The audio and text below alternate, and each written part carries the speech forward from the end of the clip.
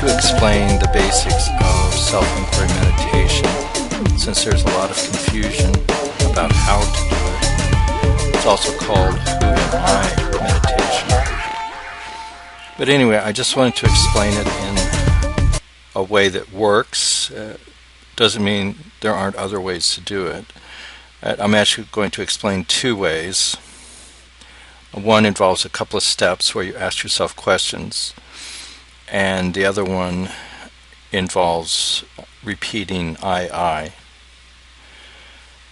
After you do either of these techniques, ideally then you are able to rest in the heart, or rest in the I feeling, or rest in the spaciousness, the spacious silence. But if not, then obviously you will need to continue with the technique, which is fine. I'm also not really going to get into calming meditation, for example, following the breath or something like that prior to doing self-inquiry. Some people find that they need it, but I'm not going to cover that here. That information is widely available. And one other thing I want to mention, which lots of times is not mentioned in relationship to self-inquiry meditation, is that you can do it as a stress-busting meditation. In other words, when your thoughts are really going crazy, you can use the two-step meditation, or it's actually 3 steps in the introductory version, but once you get used to it, it gets down to 2 steps, and then you stick with that. You can use that 2-step meditation to counter, to challenge, to assertively disempower the thoughts that are really bothering you. So if you're having very stressful thoughts, you can use this technique very effectively for reducing your stress. So feel free to use it practically, and I think anything that you do that proves to you that it really works at a practical level, a stress reduction level, a level of emotional relief and mental relaxation, and ultimately inner peace, some noticeable improvement of that, and reduction of the mind, reducing the pressure and contraction and so on of the mind, its impact on you, its negative impact on you. Any empirical proof that you have for yourself in your life in your own way is extremely valuable to you. Self-inquiry is a super powerful technique, but it must be done correctly, or at least in a way that works for you, that is effective for you, and it must be done every day as a discipline, and really throughout the day as you learn how to use it under all circumstances. Okay, so let's just talk about the 2-step meditation, which starts out as a 3-step meditation. And in that technique, you ask who is having this thought. So you're having some crazy thought, some stress thought, or some thought that is not pleasant for you, distracting thought. Anyway, you're having a thought and you challenge it. So you ask who is having this thought, and you will get the answer, I am. Well, that's very interesting, because you are getting an answer from the thought that it's having the thought, not you. So then you ask, well, who are you? And it will say, I am the I thought. In other words, the I thought is having these thoughts. The I thought is the root of the mind, and it's producing these other thoughts. And then the third step is, well, where do you come from? And it will tell you,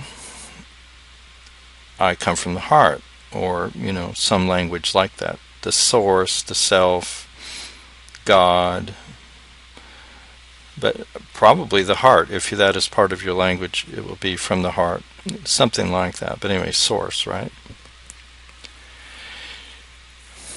Well, this 3 steps is valuable because you're learning about the I thought.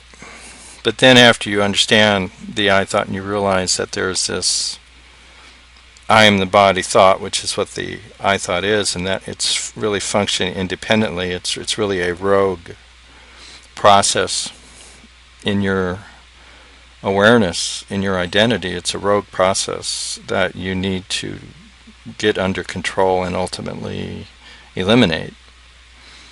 Once you see this and once you understand it, then you don't need all three steps. You just can ask, who is having this thought?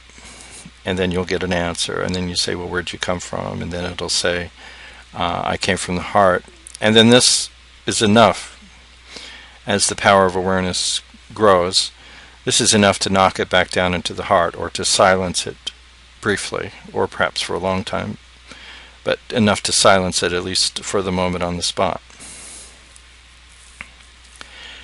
And so that's what you would do. So if your mind is calm, you may have only a few thoughts, and you would do this, or you may not feel the need to, and that's okay, except that it's very easy for the mind to go out of whack again, and the I thought starts getting crazy. It starts, well, here's what happens is the reason you need to do meditation every day is to squelch the I thought, is to keep it from multiplying, because let's say you didn't meditate, then it would, not only in the morning, but during the day, it keeps it going up to the brain and keeps expanding in the brain and multiplying in the millions.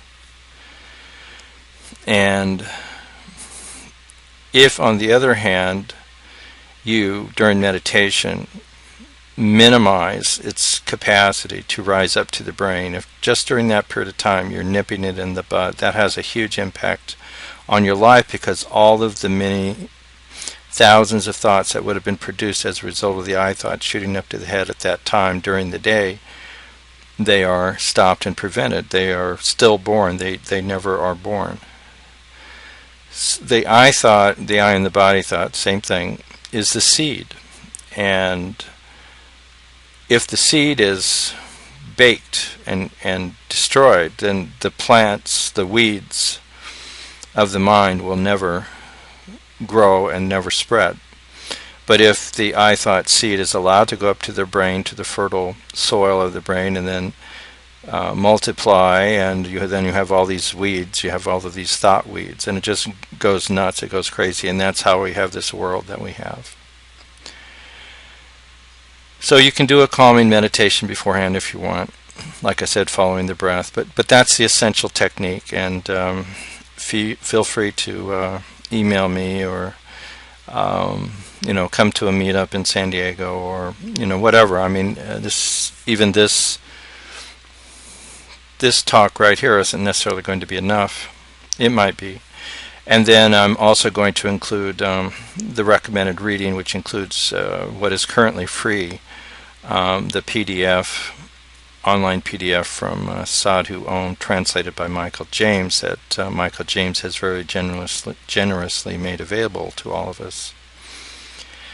Okay, and then the other kind of self-inquiry meditation that I wanted to mention, it works for some people, which is when the I thought is very active or somewhat active, is repeat I, and that can bring you back to a feeling in the heart. Feeling yourself, feeling your essence, feeling your inner silence, your inner peace, all characteristics of the heart or the self. And then you can sit in spaciousness and in silence. If that works for you, great. But I think a lot of people are unrealistic. It sounds nice, and some people really can do it, but be honest with yourself. If your mind is out of control, if the I thought is out of control, if you're thinking, be honest with yourself. And use the two-step technique. And use it until the mind is quiet. Or, like I said, follow the breath until the mind is quiet, but still use the two-step technique. Ramana made it very clear that when he says do self-inquiry, that what you're doing, what you're committing to do, if you're willing, is to notice and capture and encounter and confront and question and investigate every single thought that rises up. And what happens as you do this is people tend to think that they have a mind. What you have is a bundle of thoughts. And into the body, it rises up and takes over as body consciousness, and originated on that basis. So-called mind, all of it is from the I thought, which is the I am the body thought. And when you study this and you capture each thought, and ideally they fall back down in the heart each time you confront them, what you begin to realize, especially if you're doing the two-step, you see you were realizing, wait a minute, every single time it's the I thought. Every single time it's the I thought. And that's the realization. And so when you eliminate the I thought, you have eliminated the mind. Or you could say you've eliminated anything about the mind that is a problem. So the I thought is the source of suffering. It's the source of limitation. It's that which prevents you from knowing here and now, today, this moment, that you are the self, that you are realized, that you are free. So that's why you do self-inquiry meditation. To be free of the I thought, to eliminate the I thought, to know the I thought, investigate the I thought, and be done with the I thought. Okay, like I said, this is not comprehensive, but I wanted to give you some good practical step-by-step tips. And feel free to contact me if you have questions, or if you want to receive rasa, the spiritual transmission that I call rasa, which is an abbreviation for Ramaji Advaita Shaktipad attunement, but it is bringing down the divine light. It's not me transferring my energy. It's divine light, and many people have good results, and it's definitely going to help you with your path of enlightenment. Okay, so that's that, and be sure to check out Chapter 8, especially of the free PDF with the teachings by Sadhu Om, and the other books. Of course, I have a Kindle book on the heart, Amrita Nadi, and the I thought, and that's on Amazon. And the other books are very good too, so I hope that you can obtain all of them at some point and use them. With this information, you really have all you need. It's just a matter of doing the discipline and sticking with it. And as I said, I'm here to answer questions. Thank you. Many blessings in the self. This is Ramaji, and bye for now.